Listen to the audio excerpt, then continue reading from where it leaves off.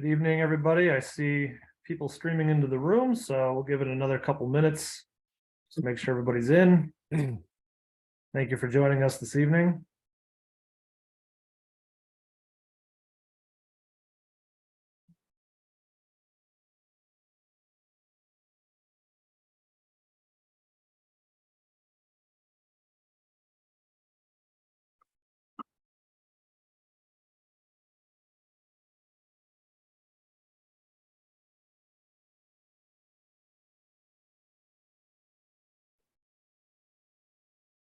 All right, still a few more people coming in, but we'll get started in just a minute.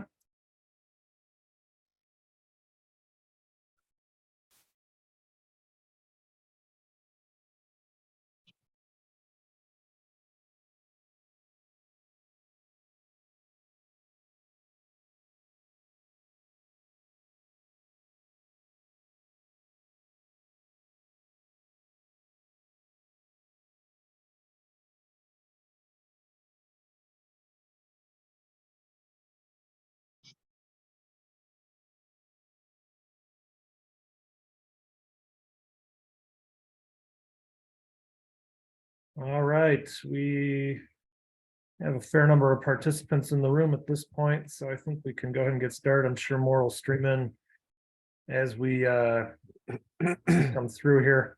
My name is Brian Pellrine. I am the Director of Zoning and Development for Alderman Hopkins. We are happy to be co-hosting this meeting tonight for Sterling Bay to present their proposal for 2033 North Kingsbury. We're co-hosting this with the SNA, Sheffield Neighborhood Association. Brian Comer, the president, is here with us as well. You see a number of people from the development team in front of you on the screen. They're all here to support and answer questions. So we'll certainly have a robust question answer session at the end. But I should also mention there was some confusion due to an error on my part in the community notice that was sent out. So I take full responsibility for that. The unit count and height of the building were incorrect in the community notice. So you're going to see two proposals tonight for different heights. The unit count, sorry, Katie, could you jump in with that again? No, looks like you're muted, Katie. Sorry about that. It's 369, right, Fred? Yeah, right around 360. 316 units. So as you see this proposal and you're like, this is not at all what I read about in the community notice, I take responsibility for that and I apologize. Without any more on that, I'll turn it over to Alderman Hopkins for some introductory remarks. Yeah, thank you, Brian, and welcome everyone. Appreciate you being here tonight. Appreciate your interest in this project. Thank you to SNA for co-hosting with us. SNA, home of the Garden Walk, of course, back once again for its 52nd year. That's my little plug for our beloved neighborhood tradition.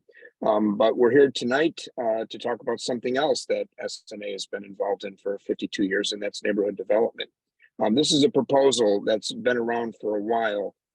In various manifestations on this brownfield site. But for some of you, this may be the first time you are seeing it. It has gone through some internal revisions with the developer and the Department of Planning. Regardless of whether it's your first time seeing it or your second, even your third in some cases for some of the active members that have been involved in it, it won't be your last. This is merely one step in the community review process. Because of the nature of this project, its size, its location, this will be a process that we allow to play out until all concerns are addressed, all questions are answered. So we did get some questions in advance, and we thank you for those who did submit the questions in advance. I believe most of the questions we got are likely to be answered during the course of the presentation, but that doesn't mean follow-up questions aren't indicated. They likely will be. So we will have a period of time set for the end of this meeting to have a more robust interactive question and answer session where anything that comes up during the course of the presentation can be asked, or additional follow-up and clarity can be sought for the questions that were submitted in advance. So with that, I will turn it over to SNA President Brian Comer in completing tonight's Brian trifecta. Mr. Comer, take it away. Thank you, Alderman Hopkins and Brian from the Second Ward. We're excited that the public has a chance to view this presentation from Sterling Bay and their associates. As the Alderman said, the Sheffield Neighborhood Association has been around for decades. In fact, we're in our 64th year. We're really excited that after a pandemic-induced hiatus, we're bringing back the Sheffield Garden Walk for its 52nd year this July 15th. It's a Saturday. And we're already promoting it through our website and email communications. So if you're not already signed up, I welcome you to visit our website, our newly refurbished website at sheffieldneighborhood.org. But with regards to this evening's presentation, as the Alderman said, whether it's your first time or your second time, it won't be your last. And SNA is always committed to making sure that all the concerns and questions of neighbors, not just in our association, but just outside our association, are addressed and answered. And so we look forward to a robust presentation and question and answer. You'll have the ability to produce follow-up questions in the Q&A function. And with that, I want to introduce Fred Kroll, the Managing Director from Sterling Bay. Welcome, Fred. Thank you, Brian. Thank you very much, Alderman Hopkins. Thank you to everybody at Sheffield Neighborhood Association for giving us this opportunity to present tonight.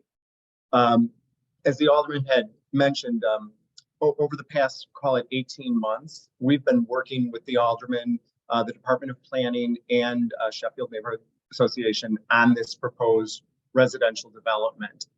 Our initial plan was a roughly 16-story building with a footprint that encompassed nearly the entire site. During the course of those discussions, DPD encouraged us to study other massing options with a smaller building footprint and with more open space, consistent with the principles outlined in the North Branch Framework Plan. Those studies have resulted in a roughly 25-story building with substantially more open space. We appreciate the merits of this massing and the resulting community benefit. And we'll be showing you both buildings tonight with the help of our architect, Papa George Hames. It's important to note that in each case, the density of the project remains the same and the unit count stays constant at about 360 units. Our goal is to advance planning efforts with one of these designs, but before doing so, we are seeking your feedback. With us tonight are representatives from DLA Piper, our outside zoning counsel, Papa George Hames, and KLOA, our traffic consultant, along with Sterling Bay team members Brian Bazanis, George Stowers, and Peter Godonis. So at this point, I'm going to turn it over to Katie Janke-Dale with DLA Piper, and she will start the presentation. Great. Thanks, Fred, and thanks Alderman Hopkins and SNA for hosting tonight. Like Fred said, my name is Katie Janke-Dale from DLA Piper, and I'm going to start off by covering a couple planning and technical zoning items before turning over the presentation to Chris from Papa George Hames to go through the design of the building. If you could advance the slide, Chris. Yes. So just to orient everyone on where, or the site that we're talking about, it's shown in red on this screen. We've boxed in there both the SNA boundary as well as the North Branch Framework Plan boundary in the shaded blue. Next slide. So the project site located along Kingsbury is within the transit served location radius established by the city's transit served location ordinance with respect to both Armitage and the Clybourne Metro stop, and that's shown here on this slide. Next slide. This is just another image to make sure everyone is familiar with where we're, or the site that we're talking about. You see Southport to the left on the north side. Kingsbury is the street running down the middle. It's shown here and then will be underscored on a later slide. One of the questions we got earlier was whether or not this site falls within Lincoln Yards. It does not fall within the Lincoln Yards development. That would be south or on the west side, or shown on the bottom of this slide in the green space or the current grassed space. Next slide. So as I noted earlier, we are within the area bounded by the North Branch framework, which went through a robust community, public, and planning process. It established these 3 goals, which was to continue with the North Branch being a vital job center in the city, provide access to transit nodes, and build on the unique industrial corridor, both the natural and built environment. Next slide. These also probably look familiar to many. These are the principles that were outlined in the North Branch Framework Plan. A few of them that we want to highlight as we go through the feedback we've received to date from DPD. And I can't remember if we mentioned, but we do have representatives from the Department of Planning and Development on the call tonight as well. But was really looking at ways to be creative in the distribution of floor area or buildings in order to allow for more open space and to support increases in density and height, again, in order to maximize open spaces. Next slide. And these are a few more images from the North Branch Framework Plan. A number of them relate to the river, but many or some that are relevant for the building that we'll be presenting tonight relate to opportunities for creating open space in the North Branch by reorienting buildings, as well as looking at ways to step down as you go from taller buildings in some areas to shorter buildings that exist exist in the neighborhood. Next slide. This is that slide I referred to earlier, just that delineates where this site is and that it falls outside of the Lincoln Yards plan development that was previously approved. So that is shown in the future development on the bottom of this slide, whereas our site is on the north at the top of it, which is oriented to the top, but is actually to its east. Next slide. So as Fred mentioned, we've been working on this project for quite some time, and this was the original proposal, which was a shorter building at 16 floors. We did receive a lot of feedback from DPD that we'll go into it in more detail. We wanted to show the previous proposal, and we know it's a little unique to be showing 2 buildings tonight, but we really did want to get community feedback before moving forward with DPD's recommendations or otherwise. Next slide. Just in the interest of full transparency, we thought we would share some of those. And again, we have planning on the call tonight. You can speak to some of these, but it's really illustrated here, minimizing the podium or the bottom of the building in order to increase as much as possible the open space at grade. By making the shifts that we'll be showing tonight, we took the open space to about 43% of the total site coverage. And then the other comments were primarily about surrounding streets and making sure that we put those in good condition after construction, which we've also committed to. But I think with that, I'll turn it over to Chris from Papa George to go through that in more detail as well, and explain the shifts that have been made and changes in response to those comments. Chris? Very good. Thank you. We'll go to the next slide. So I guess from the onset of our study of this site, and first of all, it's great to be in front of you guys again. I think it was a little bit over a year ago when we first presented to you. And so we're happy to see how the design to share with you how the design has progressed and what we think is a very unique, interesting, vibrant solution for the neighborhood. So as discussed by Katie, some of the feedback we had was how we centered on how we could minimize the impact of the building on the site, reducing its footprint in order to provide more open space to the surroundings.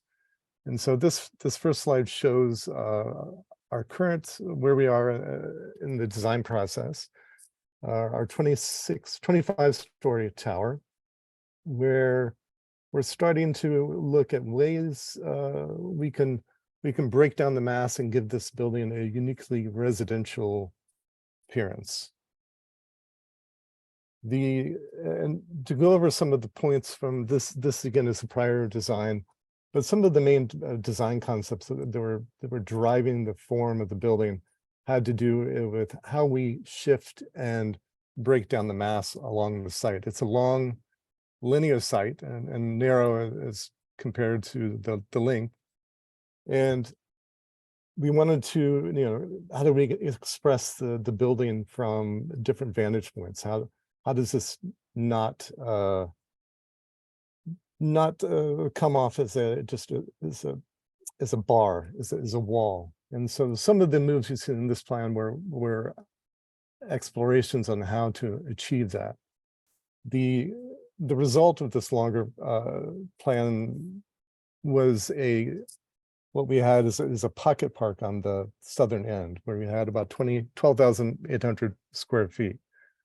The new iteration, taking some of the same ideas and concepts with the original one in terms of the building mass and breaking that down, by compacting the footprint of the building, we end up with 21,700 square feet. So we're almost 70% increase in our open space. This we felt was very important in terms of how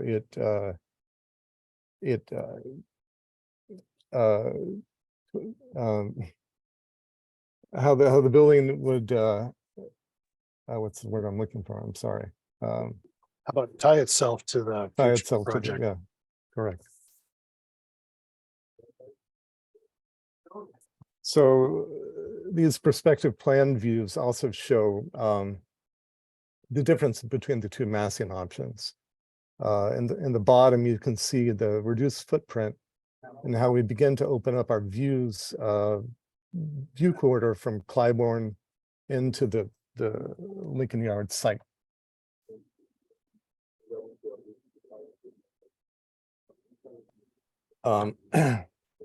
Important with both schemes was how the massing begins to break apart.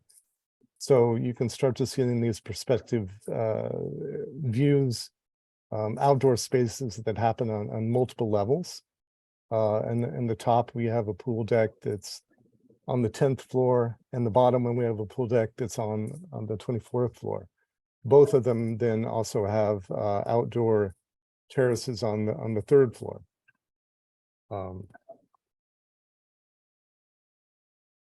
So here's another shot again, looking sort of at the impact of the building massing on the site as a whole. So on the left, you can see what was more of a pocket park size at the southern end of the site, where on the right side with our current massing and current design, you can see how we pulled away and allowing for the view corridor access, visual access from Clybourne to Kingsbury, opening up the southern end of the site to allow for really a more impactful and useful open space, and beginning to connect with some other future developments. You see a smaller triangular green space at the edge of Clybourne, which is again it's a different development, but there's another future planned open area. And so we begin to see this as an interesting way to connect this site to Clybourne and to the Lincoln Yards development further to the west. And this shot is two side-by-side perspective elevations showing the two options, the prior and the current design proposal. And each, in their own way, is coming to solve the similar problem of how do you break down the massing of a larger building like this. And it should be noted that each of these solutions is the same FAR, the same total square footage, same unit count, just distributed in different ways. So while this isn't by any means a final design, as was said before, this is in the process of exploration. So how we begin to break apart on the right, and break down the massing, we're starting to show the building become more slender as it reaches the upper floors. We start to carve away spaces looking for opportunities to open up view quarters, not only at the street level, but in the sky, as you'll see in the next couple slides. So this slide shows our site in context with the proposed Lincoln Yards in the background. What's shown for Lincoln Yards is really just, it's a diagram. None of this is finalized at all, but these represent a general sense of the massing that will be expected on that site, with heights of up to 595 feet and the taller towers that you see here. This also begins to illustrate how we can take advantage of pulling back the building, condensing it into a more slender form, and opening up the views from Clybourne, from the neighborhood to the east, westward. This is a similar view, but a little bit closer up. Again, showing how we're trying to take advantage of the site, take advantage of this a more slender, taller approach in order to gain more green space and open area at the ground level. And again, another shot with the same idea. We begin to look at how the sky can open up on the image on the right versus on the left, where although it's a lower building, it becomes more of a wall, more of an obstruction looking westward.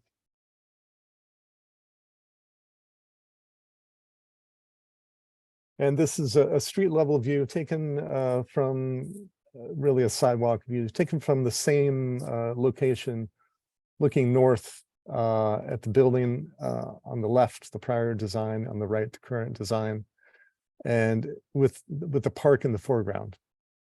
And again, it's with the smaller footprint, the building, we allow much more of a greater connection east towards the neighborhood.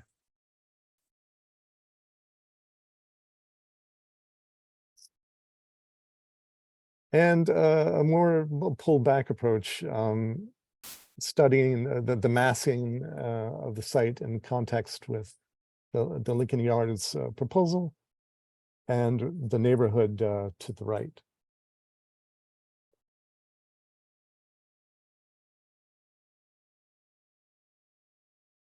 And again, a final shot, beginning to show the articulation and the thought of how the building steps, not only in plan, but also the materiality, how that can begin to break down and give some language to the facade and the scale.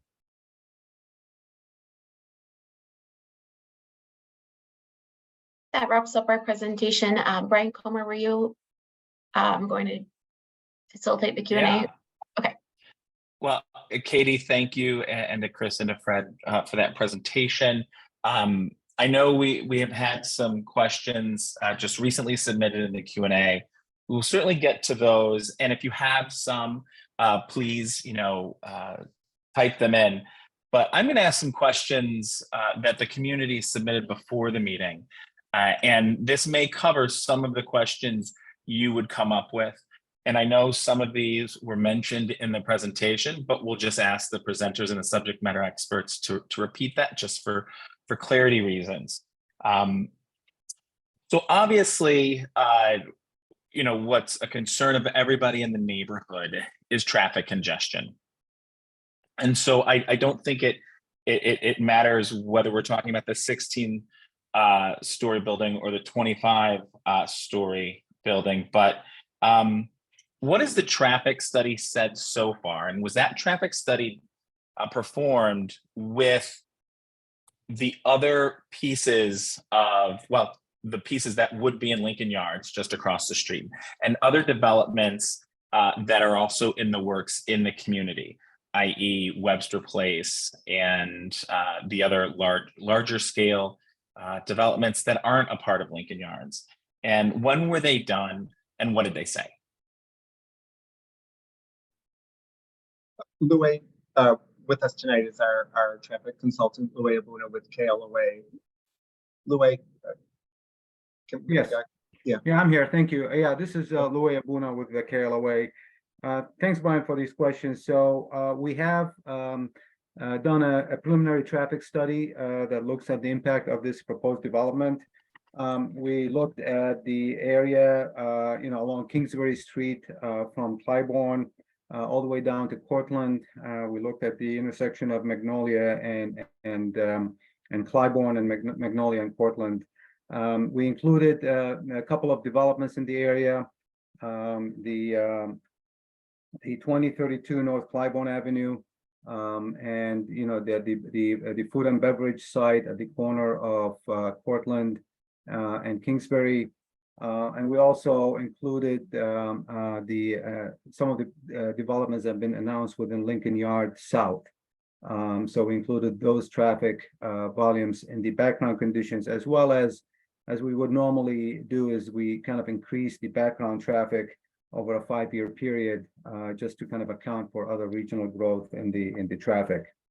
One of the things that the traffic study looked at is the location of this site relative to the street network. We believe that the location promotes flexibility in the access to the stream network via availability of street connections to Cortland, Clybourne, and Webster. These connections will help distribute the traffic over multiple streets and reduce the traffic load at nearby intersections. So, for example, traffic that is traveling to and from the southeast on Clybourne can utilize Magnolia and its signalized intersection with Clybourne to travel in that direction, thus avoiding the intersection of Kingsbury and Cortland. Similarly, traffic that wants to travel to and from the north on Ashland can utilize Webster, therefore avoiding traveling on Cortland and Cortland Bridge. So we believe these kind of attributes that are related to this site will help reduce congestion and the traffic increases at any one particular location. Another factor is, and as Katie indicated, this is a transit served location with its proximity to both Clybourne Metro Station and Armitage Station. There are also multiple CTA bus lines, as well as very robust bike facilities. So all of those factors we believe will help reduce the dependency on the automobile, and that the significant number of the residents or future residents of the development will instead not drive and instead use these available alternatives to commute and so forth. So overall, we think because of these factors that while this development will generate traffic, it's not going to be at the levels that will cause additional congestion or create problems at the nearby intersections.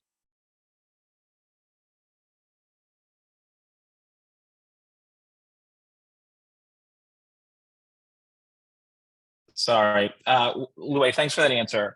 While we're discussing traffic, and we mentioned twice now the transit served location, is the city planning on doing a more robust study in the coming years with the advent of the large scale development that will be taking place in this part of our community? Or is that something that's set on past studies? I don't know if the Department of Planning can answer that. Yeah, Brian, it's Noah with the planning department. We would take your question back and discuss with our colleagues at CDOT. I think if there is going to be a larger planning discussion around traffic impacts or around traffic control in the area, we would need them to be at the table and be involved with the discussion. Sure. Okay. So follow up on that. And then for residents that live here, can we just talk about the breakdown of parking in relationship to the units? Sure. The proposal that we have is for roughly 360 residential units, and we're proposing approximately a little over 200 parking spaces. And then this was another question that came in and would be for the Alderman's office. For those who don't want to pay for parking in the building, would they have access to residential permit parking that exists in the area? Yeah, that's something we'd have to address as we go forward. And there's ways we've done this in the past, to put restrictions in there, assuming that at some point we have zoned residential parking that the residents of this building would find appealing. Obviously, it's not workable. You have a building with this number of units to tell everyone, oh, by the way, all you have to do is, get your city sticker with the 3-digit zone code, and it's free parking for as much as you want. And that it's a promise we can't keep. So we need to not make it, right? And as the area gets built out further, parking is going to change. And what I don't foresee is turning it all into residential zoned for any other future residential buildings that get built. It's just simply unworkable. Which is why we're looking more closely at the provided parking, along with the projections for what kind of parking will be needed in the future. But to say that street parking is going to be both ample and free as we go forward with projects like this, it just isn't workable. So we have to be careful not to make that promise. Okay. And let's talk about the breakdown of the on-site units. How many will be affordable? And are you at a stage right now in the development of either of these designs that has a breakdown of the type of units that there would be percentage-wise? Brian, I can take a stab at the first part of that question, and I think I'll look to some others at SB here on the second part. As it relates to the affordable component, that would be subject to further discussions both with the Alderman and the Department of Housing. But I think we are certainly considering doing 15% on site here, and with the remaining 5% as a fee in lieu. Okay. And then is there someone else from SB that could talk about the breakdown of units? If Brian or Peter, you want to speak to that, or if it's maybe too premature, given we're still trying to align on a massing here. Sure. Chris, do you have that unit count? The number 1 bedrooms, 2s? So we're somewhere around 30, just under 30% for efficiency is what we've been planning so far. But as Fred said, this is subject to change with the massing reconfigurations as we've been going along. What do you think the biggest size unit would be? How many bedrooms? Their question for the architects or for Sterling Bay? For either one. I mean, would 3 or would you do 4? I'd say probably a handful of 3 bedrooms, because of the largest size. Okay, so 3 would be, Peter, approximately the largest size. Yeah, but again, right, like this is we're early on the unit mix. Sure. Yeah. Okay. And then there was a question, just to be clear, these are rentals and not condos. Correct. Yeah. So the commercial areas of the building, could you just reinforce how many floors of commercial, and will there be a priority on local and small businesses? And how do you actually back up that priority? I can answer the first part. From an architectural view and the way this has been programmed so far, if the image on the screen, you can see sort of 2/3 of the way down, there's an entrance, the residential entrance to the building. The glassy area to the right of that and sort of wrapping the corner, we'd imagine majority of that to be retail commercial space. And the importance of that, there are a couple of reasons. One of them is that on the street level, as you're walking up and down Kingsbury, it's important for us, and we think for the building, and more importantly for the community, that we have an active glass, open, transparent, lit at night place along the street that people can walk along and feel safe and secure.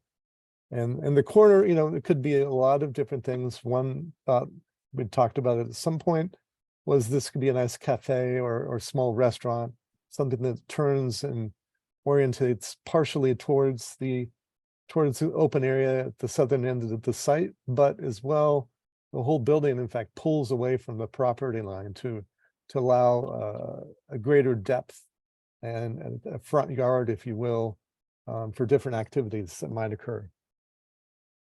The important thing, architecturally, is not just the building itself, how we think the form is and the composition of it, but how does it act as a neighbor to the community? So we think of it in the macro scale as well. How is it a good neighbor? How does it encourage activity on the street and safety, especially? And so when you look at floors 2 and 3 at the pedestal. So the pedestal in this iteration right now, those are parking levels. Okay. But it's also important to how we address that visually. How is that? We certainly don't want to have a blank facade. We want to be allow for sort of an active street facade as well. Okay, great. So what zoning change is required for this building, either iteration, to be built? The zoning request for both iterations is going to be the same.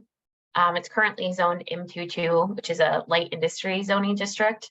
We'd be seeking a plan development with an underlying B35 community shopping district. The FAR would be a 5 under both iterations, whereas to the west, it's approved at over a 6 FAR.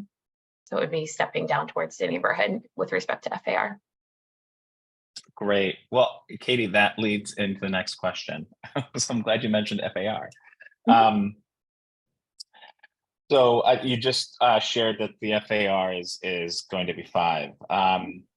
It neighbors a zone that caps FAR at 3.0, the North Sub Area Zoning Overlay.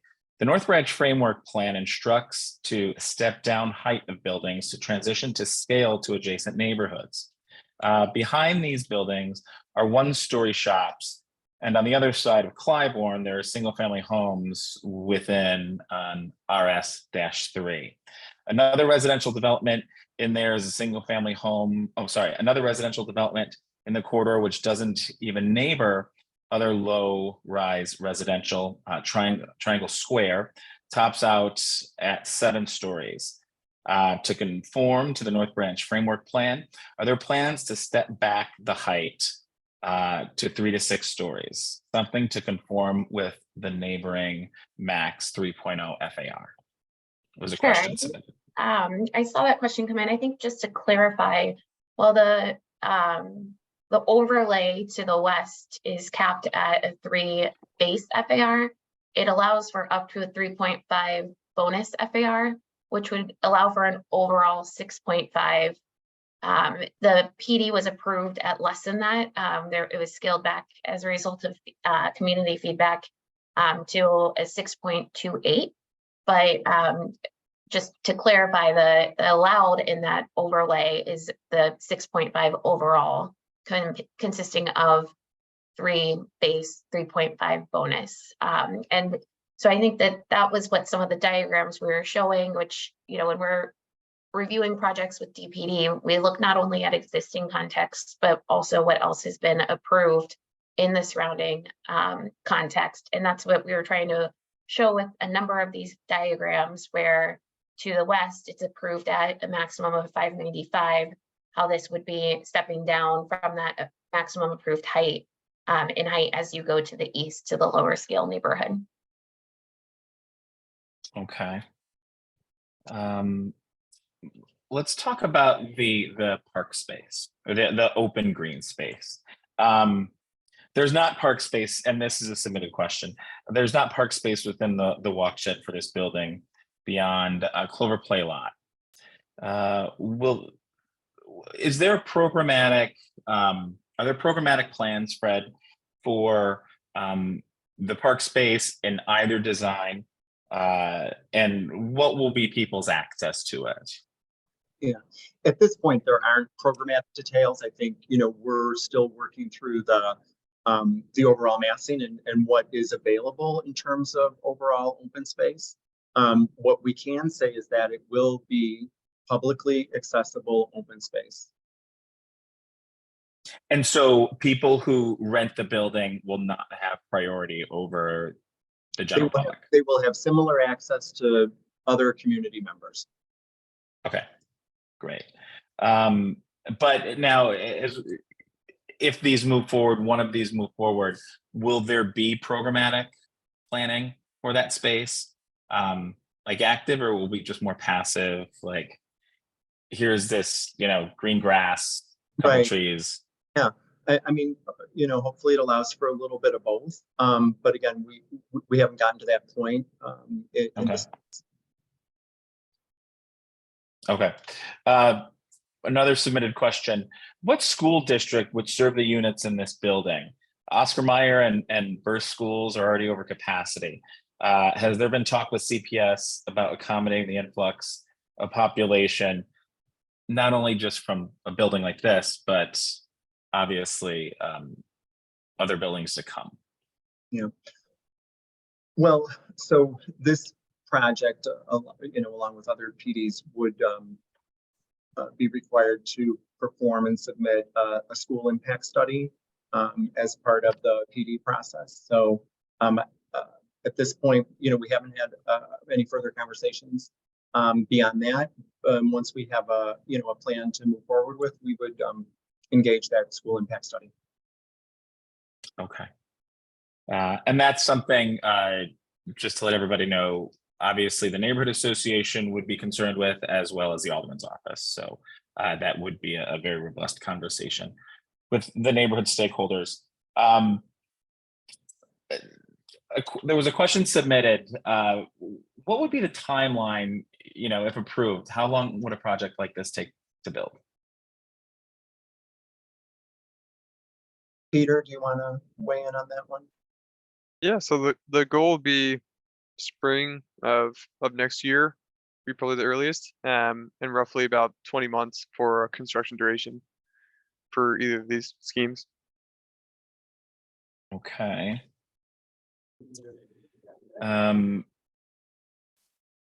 Okay, some questions that were just recently presented since the presentation started. Can you describe what solutions you put in place to prevent bird strikes on your buildings? And do any of them exist in migratory, you know, paths?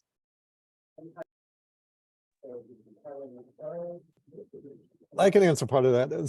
So you know, the articulation of the facade, we think, is, you know, this isn't an all glass building, and of course it's not. The facade isn't fully articulated yet, but we've begun to think about how, if I can move my slide, how the facade begins to be articulated. So between the stepping and the balconies and the recesses and the different materials that begin to be applied over this, it's not just so completely a glassy building. And so we think a lot of this design begins to eliminate some of the problem, at least in terms of bird strikes. I'm not sure on the migratory paths of birds in this area particularly, but that's something we would study, of course, as we develop the design further.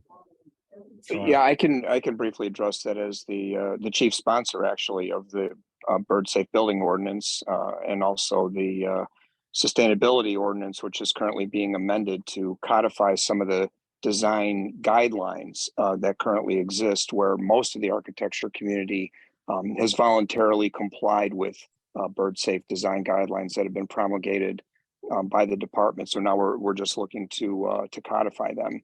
And one thing that the experts tell me is that for the most common migratory birds, once they overfly land, when they come off of Lake Michigan, there's no real pattern. They have patterns that they tend to use to get here in their migratory journey. But after flying over water for a great distance, when they find themselves over land, what they do is look for a place to feed and rest. So they're everywhere. So there's no specific area inland that we have to pay special attention to, as opposed to other areas where we could say, oh, well, the birds don't fly over here, so go ahead and build a glass translucent structure, with no pattern breaks. The guidelines have to apply pretty much all over the city because once the birds, as I said, once they fly over land from being over water for a period of time, they could be anywhere. And this building does incorporate some of those suggested guidelines, with the contrast in the borders, the pattern break, the different angles, which create shadows to add to the depth perception that the flying birds could see, and then the relative rating of the translucence of the glass. The less reflective it is, the better it is, and this building has addressed that. So Sterling Bay has been good about having conversations with all their architects and their designers at the outset. They were one of the first developers that stepped up and said, yeah, they were going to voluntarily agree to the bird safe design guidelines. So this building fits right in. So thank you, guys. Great. Yeah, thank you. Fred, to go back to the open space question, somebody proposed, would Sterling Bay be open to inserting courts? Again, it's very early on in the stage, but are those out of the question? And when I guess they mentioned courts, pickleball is the sport du jour right now. But anything along those lines is that something that Sterling Bay is amiable to, or is it something that you just don't think you'd ever want to get into?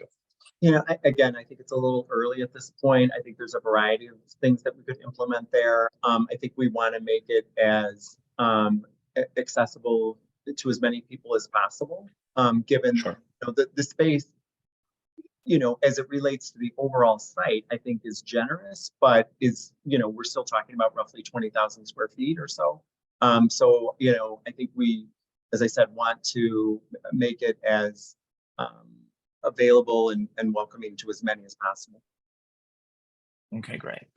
The next question, how has the community played a role in this design? Did residents play a role in what ideally would be built? I will first answer it from an S&A standpoint, and then I welcome anyone else to chime in. But S&A was presented this plan a little over a year ago. The shorter of the designs, because that was, as presented earlier, discussed, that was Sterling Bay's initial plan. We were going to comment on it, but then with their submission to the Department of Planning, it was asked that we hold off because there would be some changes that they would make to the design, and that's what you see here in the second design. So from that standpoint, it was presented to us, but as the Alderman said, this is just the beginning of the public conversation with residents. So I don't know if anyone wants to add to that.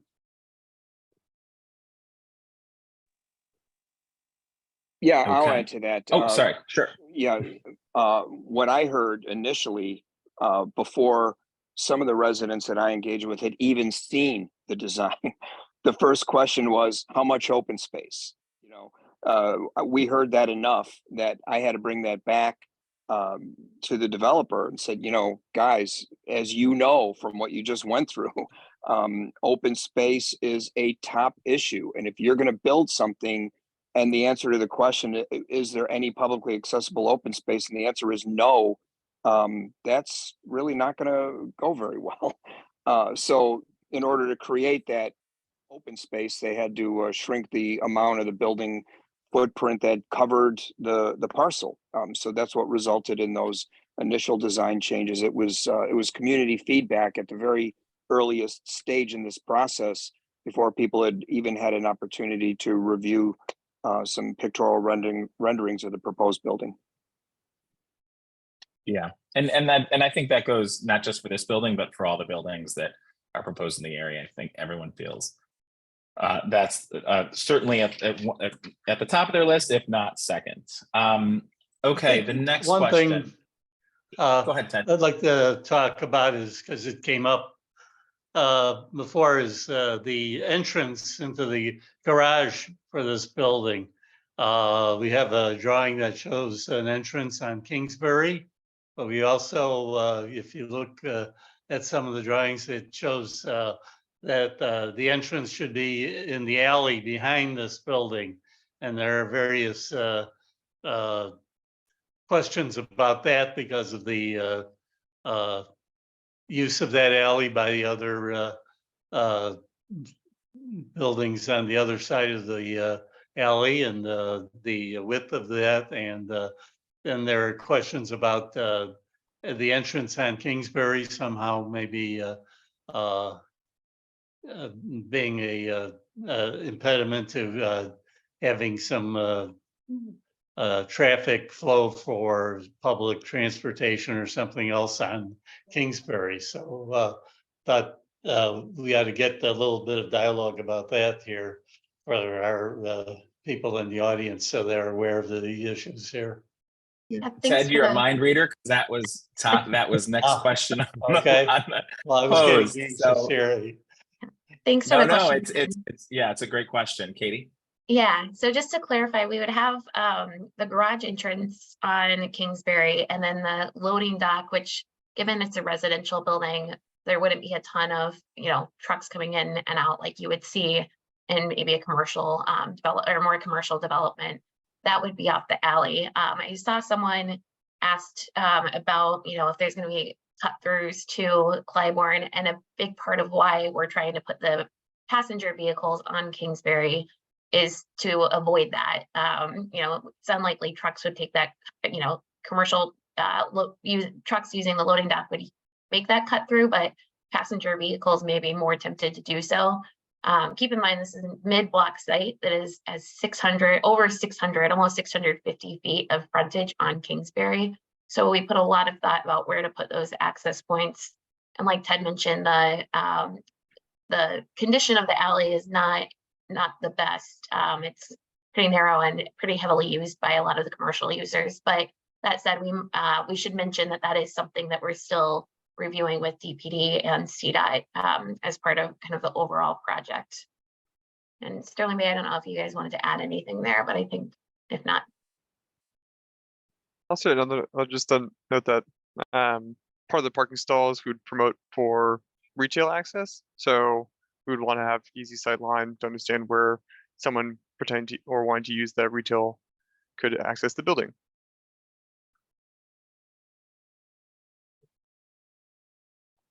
Does the traffic study from KLOA address anything about this question as far as the entrance on Kingsbury or in the alley? I don't know if there's any, if that is encompassed in what they did in their review. We can certainly expand on that issue and indicate some of the pros and cons of why we want the access in Kingsbury for the garage versus the alley. But I think you heard, most of it now from what Katie has indicated, and the fact that this site has a significant frontage on Kingsbury. We believe that a single point of ingress and egress should not be detrimental to the traffic flow and pedestrians and other modes that may be using Kingsbury Street in the future. But yeah, we can certainly expand on that in the traffic study further. This is Jeff at Papa George James. Kate, I think it's also important to point out that we are setting the building back away from the alley in order to increase its width. We're doing that voluntarily in order to try to take some of the pressure off of the existing alley, in order to keep some of the, to help out with the commercial traffic back there, and garbage pickups and loading and unloading for those retail stores. So we're doing that, but unfortunately, because it's a mid-block site, it narrows down again on both sides of the site. So we don't have control over that, but we're doing our part to try to help and try to maintain a fluid traffic in the alley itself. But there's also some fairly difficult corners to navigate to get out of this alley and to get into it. I'm sure everybody in the neighborhood's aware of some of these odd conditions because of the triangular shape of Southport and the way it merges with Clybourne. So that's not an easy thing to for anybody to move trucks around and or cars. And then, of course, as was mentioned previously, we want to avoid automobile traffic trying to cut through the retail development onto Clybourne. We think that could be certainly problematic. But also keep in mind that our garage door is set back from the property line, unlike so many other developments in the city where the garage doors are right on the sidewalk. So when a car is entering and exiting, there is a buffer zone that gives a pedestrian a sight line as well as the driver in the car to create a much safer condition for that curb cut.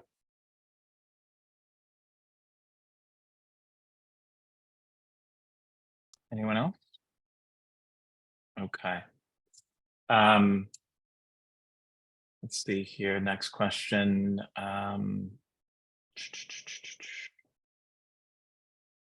Will the traffic study be released to the public, and when was it done? Was it question posed? Yeah, I mean, so the traffic study is really in process at this point. Once it is final, we would be in a position then to share it. Okay, great. Will the work include removing, I think I know the answer to this, but somebody from the team should. Will the work include removing or covering leftover railroad tracks on Kingsbury Street?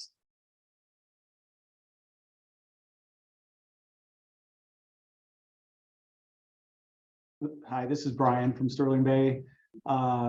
We plan to, resurface the entire, the length of Kingsbury within the north and south ends of our property, and that would likely include the removal of the rails that are no longer being used there. Okay. And getting back to parking, Fred, there's going to be 200 parking spaces. How many will be available for retail customers?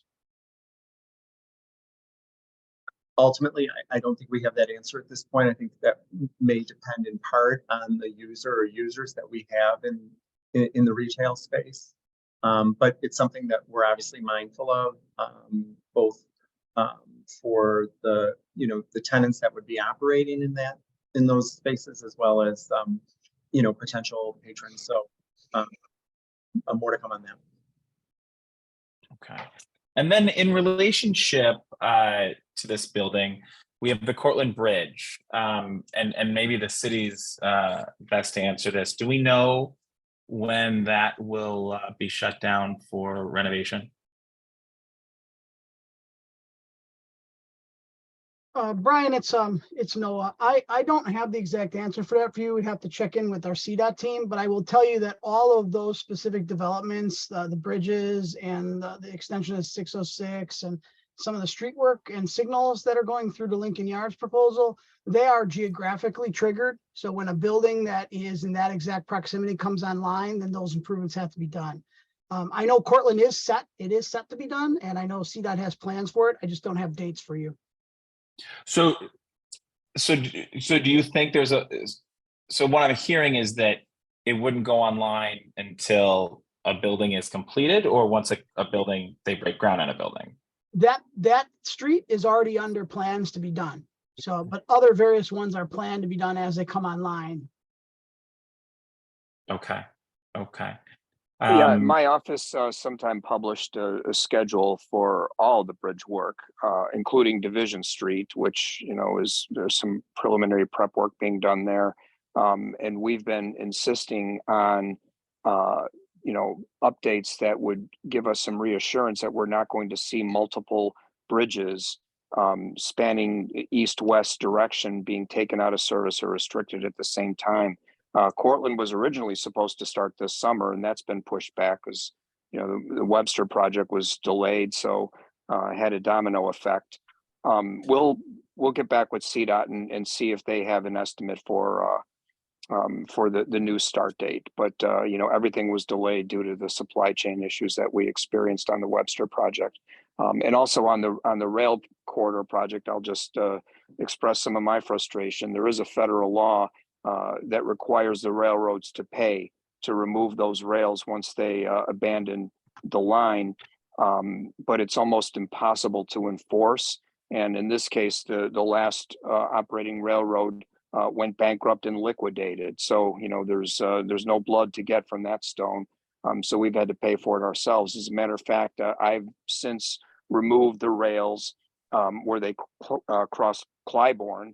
I removed them off of Webster. Some years ago, I removed them off of Belden, and I removed them off of North Avenue. And I had to spend my own aldermanic money to do that because it's expensive to dig down and remove the rails, and then you have to repair the subsurface of the road and then repave the road. So I've spent menu money on that in the past. But now for Kingsbury, I know from what I've had to pay for that, I don't have the discretionary funds for that. That has to be put in CDOT's capital budget. And it needs to happen. People are blowing tires and bending rims from hitting the rails, and it's only going to get worse. So that has to be done sooner rather than later. And we're going to push for CDOT to include that in next year's capital budget. Thank you. Peter, are there any projected rental rates for this building at this point? Not that I have readily available, no. Okay. And then there was a question about asking Sterling Bay, will they concretely commit to an increase in provided parking in order to receive zoning relief? But that was answered earlier. Seems the Alderman probably will not allow relief into the neighborhood zone. So let's see here. The transit study, we covered that.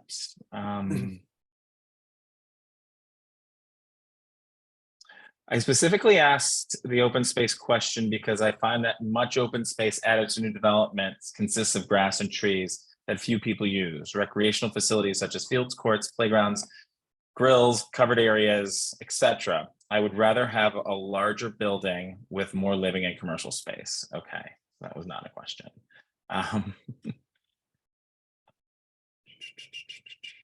How does this building, although it's not in the plan development for Lincoln Yards, how does this development fit within the grander scale of Lincoln Yards, which begins right across the street?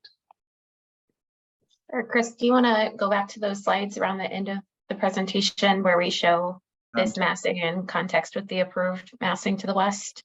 Sure. I think this shows it in one way.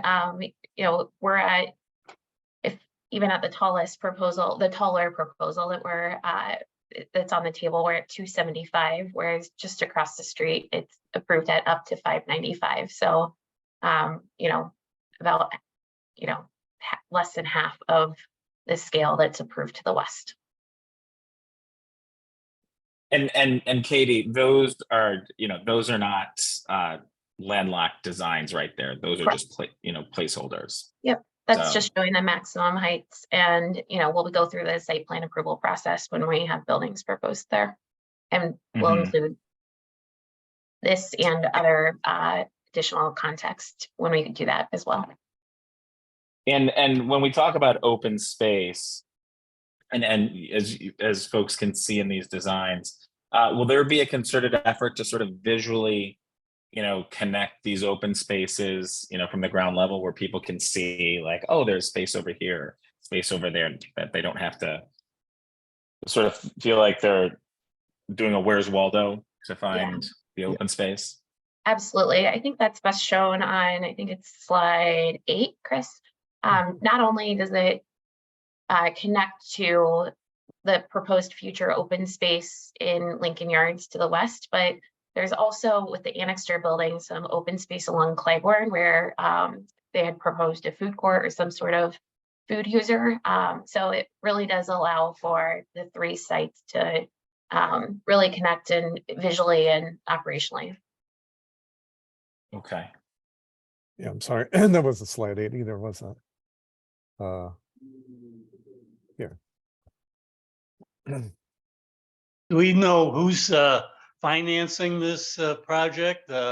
And lately in the papers, there have been articles about Sterling Bay looking at the Chicago Teachers Pension Fund to go in with them on some financing of their developments. Would this be one such thing, or is this something that you have some other partners or people who are going to work with you on financing?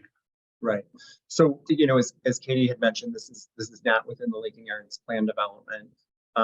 This is a separate site, and we would be seeking, traditional bank financing here to move forward. We're not at a point yet. I mean, we don't have a designed building, frankly, at this point. So, I think the answer to that question is more to come on that one. Also, there's a lot of interest in preschools in our area, and this possibly could be a site for a preschool, and perhaps some of that open area could be used in connection with a preschool here.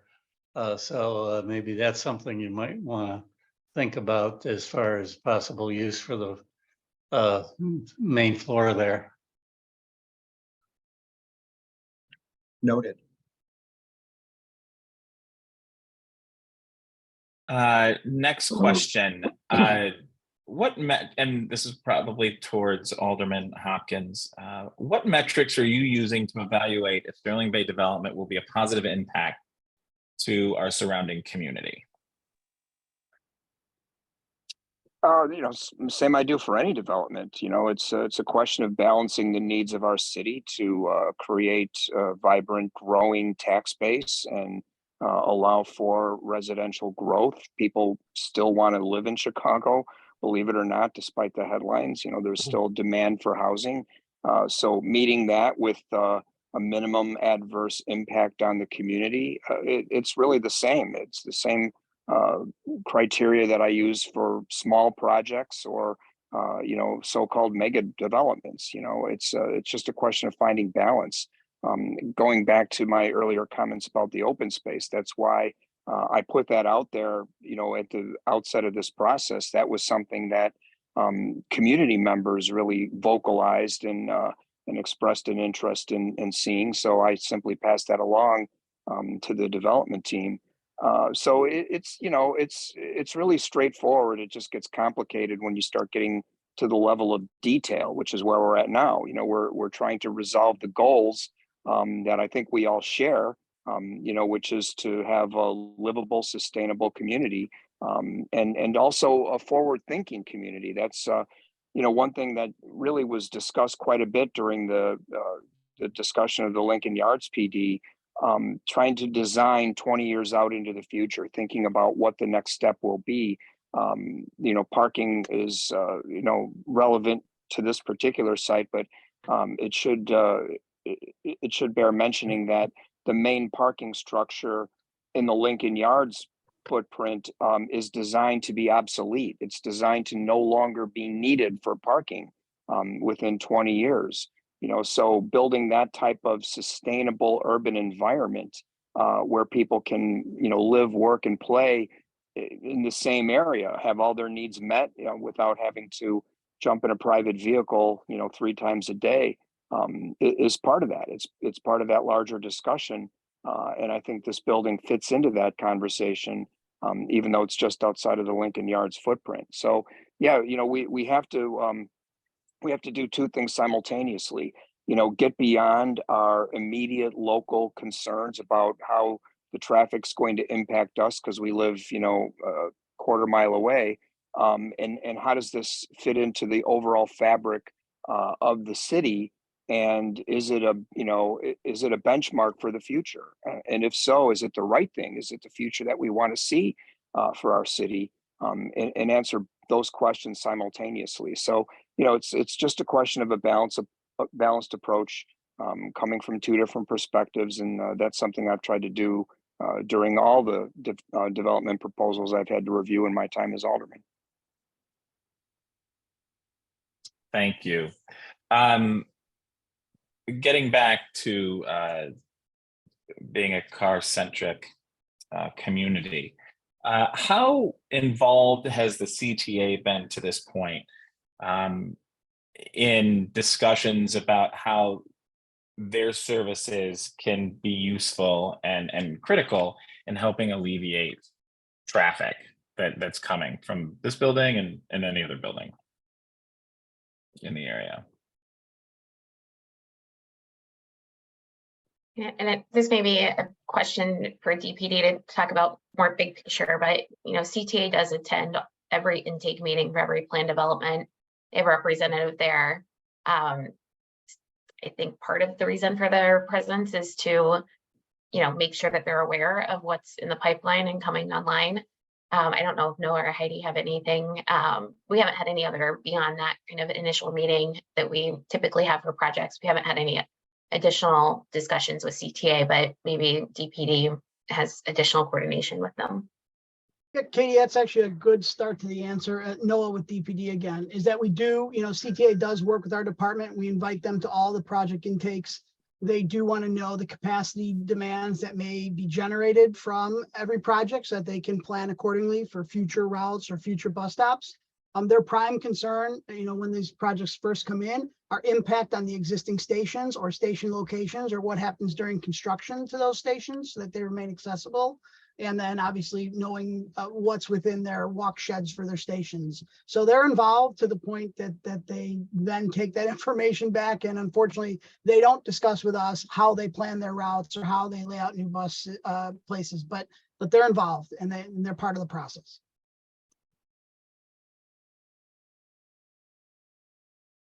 Thanks, Noah. In the past, Sterling Bay has talked about the development of apps to access properties and use on their site, similar to Hudson Yards. How will the buildings ensure public access to first-story shops and compliance with Illinois' Biometric Information and Protection Act? So we're obviously aware that's a very hot topic, and we will be in compliance with that act. So I'm not sure there's more to say other than we will be in compliance. Okay. So obviously we're talking about 2 different plans right now. Alderman, a number of people are wondering, will these renderings be available for others to view? And what's the best way for the community to give feedback on either one of these plans? Yeah, great question. We'll put this up on my website. I'll continue to solicit and invite further comment, both from participants in this meeting, everybody on this call. I'm really interested to hear what you have to say. And likewise you, Brian, as well. I know you typically reach out to your members. Ted's on the call.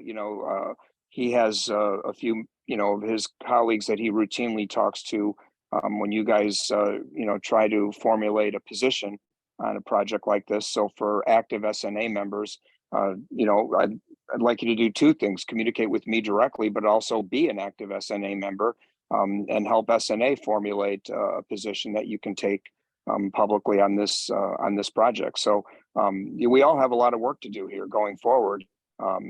This is still, as I said at the beginning of this meeting, a project that's very much in the middle of a community review process, and the outcome is yet to be determined. So that's what we're here for. Yeah, thank you for reiterating that. Yeah, and this is unique for me in the years that I've been presenting these, to actually have two different plans for the same parcel being presented simultaneously. Question for Sterling Bay. What is the rationale for building a building of this size, or either of these sizes, on Kingsbury? Only because of what's surrounding it and the infrastructure that currently exists. I know we've addressed sort of the back end of it, but what's the rationale for building a building of 360 units? Yeah, I'll invite Jeff or Chris to jump in here as well, but I think it's in part what we've laid out here, showing the context of this proposal within the area to the west and the approved project just across the street. If I could also layer onto that, Fred, this is Jeff.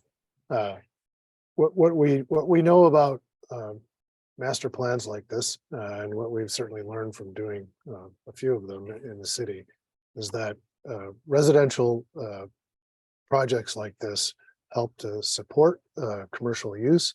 They help to support the overall density of the neighborhood, and help to as everybody knows, help to keep retail alive and well, food service, restaurant users alive and well. And then actually, because of the mixed use element of Lincoln Yards, will go a long way to reduce traffic counts as this becomes more pedestrian friendly, and cars are just simply not going to be needed in order to live and work and play in this area. So this is, we think this is an excellent complement, and as well as a jumpstart to the projects that are going to be rolling down the future. Yeah, if I could also add, I mean, it's projects like these that are able to deliver community benefits like open space, affordable housing, good paying jobs, robust MBEWD participation. All of that flows from these types of proposals. Okay. We also see, if I can just add one more thing, this is the beginning of the thread that connects the city back to the river, and where that's already been accomplished on Riverwalk and in certain stretches as you go west on the river. It's incredible. For decades, the city has been separated from this great natural resource. It's been bordered by industrial plants of one kind or another, and finally this kind of development, and this again is a thread in the process that brings the city back to the water's edge. I mean, I'm frankly super excited to see what happens here. I would love to be able to ride my bicycle or walk from here down into the loop. I long for that day, and I think it's going to happen, and this is part of that, stepping towards that. And for us, it's an exciting site to be involved with, exciting to be adjacent to something that's even a grander vision into the future. And we think it'll be great for the community. We think it'll be great for Chicago as a whole. And when you talk about access to the central business district and the loop from this site, river walk, trails, bikes.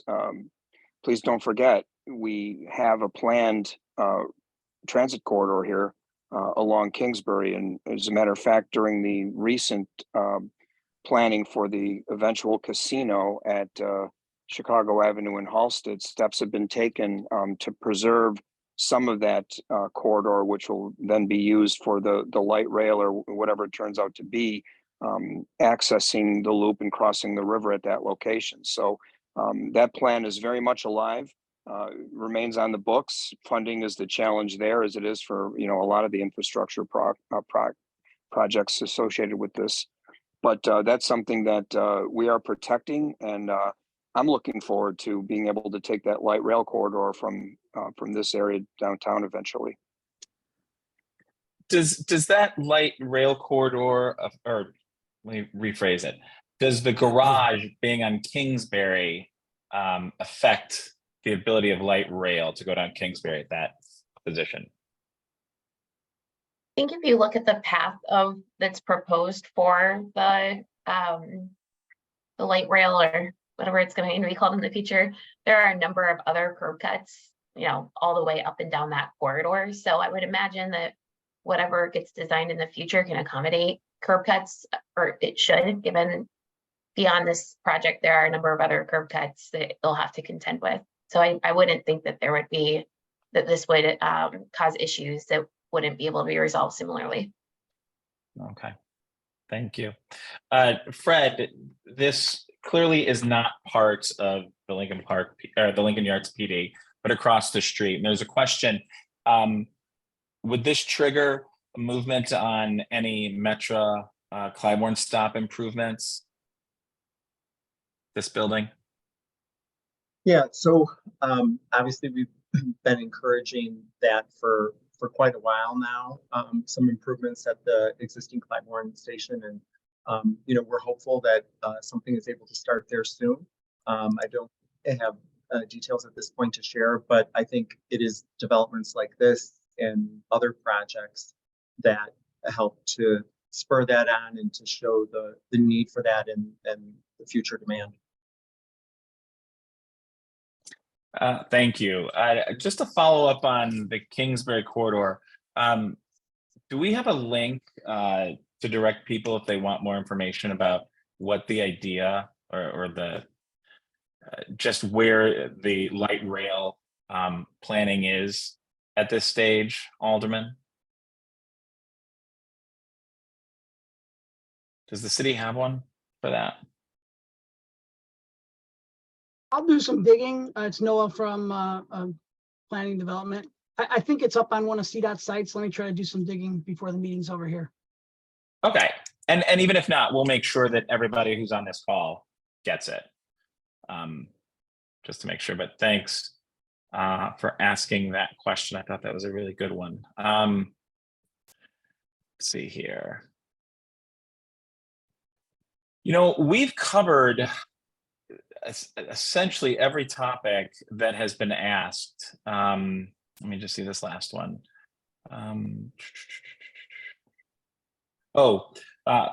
Fred, just for context, can you remind everyone on the call an estimate of how many rental units are planned for Lincoln Yards North and South?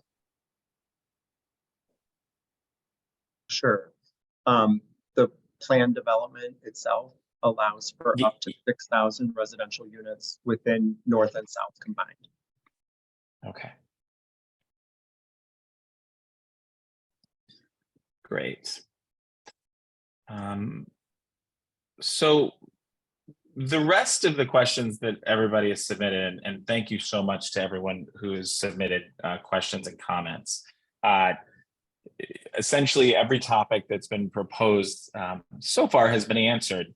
And every comment that's been submitted, some of them don't deal directly with this project, but will certainly be shared, obviously, with Sheffield Neighbors and the Alderman's office and everyone here. We are a little early, and if everyone's okay, I'm happy to take, you know, one or two live questions from people. Brian, can they raise their hand in the chat? Yes, they should have that option. We can talk. Okay.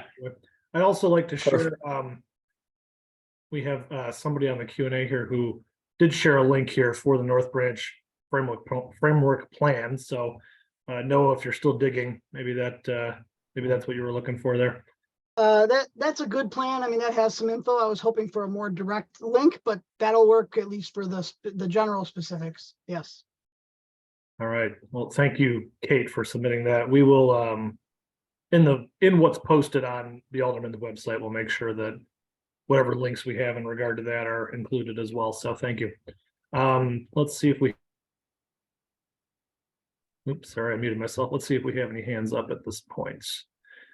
I don't see any, but I don't.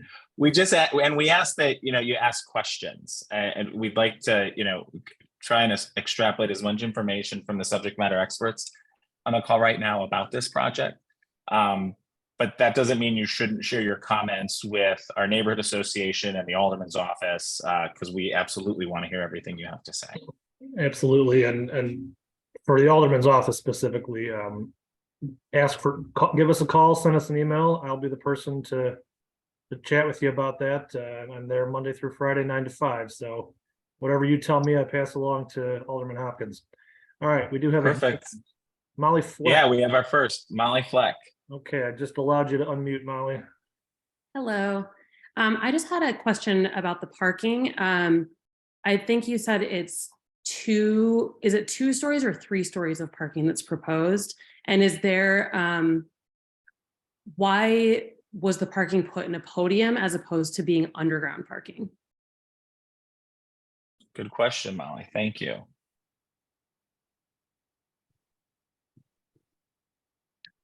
Chris, correct me if I'm wrong, but I believe it's 2 levels of parking, correct? That is correct. That's correct. Levels 2 and 3. So is there the second half of her question, is there a reason that it could not be underground? There, of course, there are underground garages in the city of Chicago. Unfortunately, in this location, we have a high water table because you can see where the water table is relative to the river. So it adds quite a bit of complexity to that idea. When we've done underground garages in the city, they're typically much larger buildings than this, 750 units, in order to justify the that kind of move. So the building of this size, it would be very unusual, probably not, really just not doable. Thank you. Yeah, thank you very much. And actually, most of the buildings just up and down that corridor seem to be above ground. Kate, you've got your hand up. I think you're unmuted, Kate. Hi, Brian. I wanted to Hi. ask, just sort of looking forward to some of the benchmarks for future dates.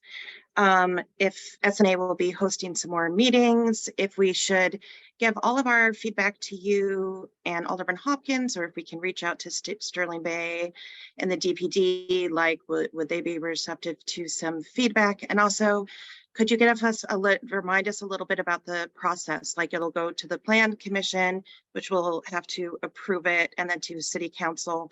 And what are some of those dates that you're projecting for completing your plan, for approval of that and all this prior to breaking ground? Well, Kate, I'll leave the back half of that question for some of the others on the call, but I'll just say from a neighborhood association standpoint, we'd love for you to share all comments and questions you have, because any email you send the Alderman's office about a project like this, you can CC us, because the more of us that know about it, the more we can make sure your questions and concerns are addressed. And thank you, Kate, for your great questions on the chat. Many questions. Thanks, Brian. And I can weigh in on the process on the city side. You're absolutely correct that it would go to Plan Commission. We don't have, and then Zoning Committee. We don't have a Plan Commission date set yet. Anyone within 250 feet would get mailed notice of that. It would also be published by DPD in the newspaper when that did get set, but we don't have that established today. Okay, thanks so much. I appreciate it. Thank you. David, you have your hand up. Hey, can you hear me? Yes. Yes. Cool. First want to say, excited about the prospect of welcoming more neighbors to the neighborhood. My question, I think I asked, but I either missed the answer or it got missed in the run of things. Is there going to be pedestrian access from the development through the sort of Men's Warehouse parking lot to Clybourne directly, or will they have to sort of go around to access Clybourne? Yeah, sorry, David. I think we kind of addressed it from an automobile standpoint, but not pedestrian. So thanks for bringing that back up. Yeah, sorry if I misunderstood that, David. The Men's Warehouse is private property, so with the location of our residential entrance, we wouldn't be encouraging people to cut through there. We would, I think, be wanting to channel people through the public right of way. Thanks. Thanks for that question, David. Lottie, I believe you're unmuted. Hi. Hi. Okay, so my question was, can't we do anything with the Webster Place Theater and get rid of it and make that a parking lot? Well, I can't speak for the owners of Webster Place or the property, but I mean, that's the solution. You got a lot of space, a lot of income, a lot of money. I think the owners of that property probably have their own plans that we'll have to discuss. Okay. I understand that there's supposed to be a health clinic of some sort going in there. Oh, just so we know the need. Yeah. Okay. Yeah. So they probably will be wanting to use parking spaces there if that's what goes in there. I think it's Advocate or somebody. I just read something in the some time ago about that, but I haven't seen anything going on there. Okay. Thanks. You're welcome. I can't tell, Brian, Kate, do you have another question? Or actually, Chris, I'm sorry, you have your hand up. Hey, good evening. Can you hear me? Yes. Yes. Perfect, thanks. So thanks for this, I guess, Zoom call today. So much great information here. There's been a lot of talk about automobile parking, but I was curious, has there been discussions if there'll be bike parking in the building? And if so, how many spaces would there be in the plans? Thanks for that question. Yeah, Chris, I mean, we obviously would expect many of the residents to have bikes or others maybe to be coming to visit via bicycle. So I don't know if Jeff or Chris, if we've kind of thought about numbers on bike parking, but it's, or if we have specific numbers at this point, I should say, but it's definitely something that we consider in all of our projects, frankly.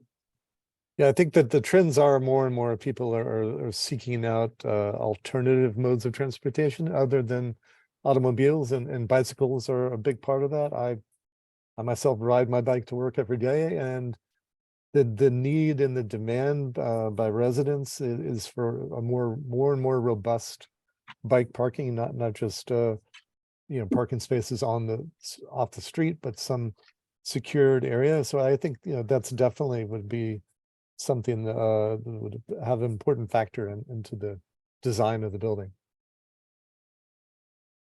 Chris, you have a lot of bikers as panelists here today, so I'm one of them. I'm one of them. Yeah. Don't trust me. That is at the top, near the top of everybody's list. So, but great question. Yeah, I love to hear that. Thank you. Electric charging stations are a question now too. Building like this could provide electric charging for residents who had electric cars.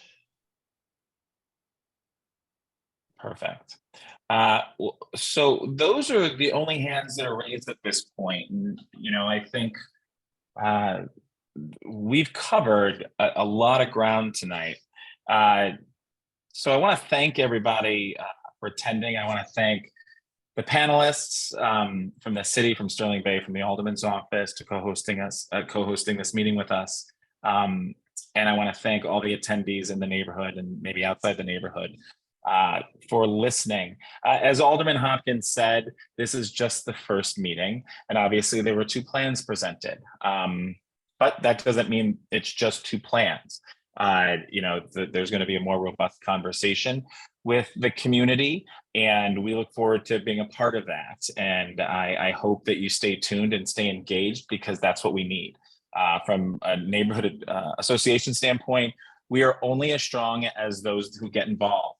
So I, again, welcome you to visit our website, sheffieldneighborhood.org, become a member, get on our newsletter, because that's how we communicate events like this, and our programming for the summer at Movies at Trebs and concerts at Trebs, as well as the Sheffield Garden Walk and other events that are coming up. But with that, I hand it over to Alderman Hopkins, with much thanks for co-hosting this meeting with us tonight. Thank you so much. Yeah, thank you, Brian, and thank you everyone for your participation, for your excellent questions. Questions like this can only help focus. This could be a better project, and it will become a better project with community involvement. So we clearly have more work to do. We have a continued discussion that will be ongoing to answer Kate's question. There's really no specific time limit.